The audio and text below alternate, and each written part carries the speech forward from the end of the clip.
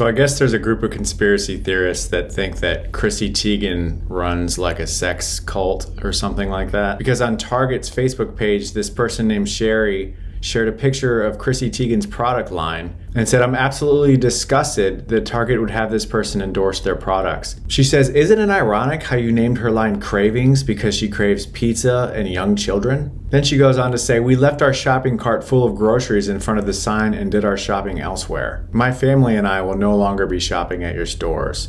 And then Target responded, "We are sorry to hear you will no longer be shopping at our stores, but are happy that someone who believes in completely unfounded, made-up conspiracy theories that attempt to ruin innocent people's lives will no longer be in our stores. We wish you well in the future and hope you allow your children to eat pizza and move out of the house as soon as possible. Your shopping cart full of groceries was donated to victims of sex trafficking. We hope this helps."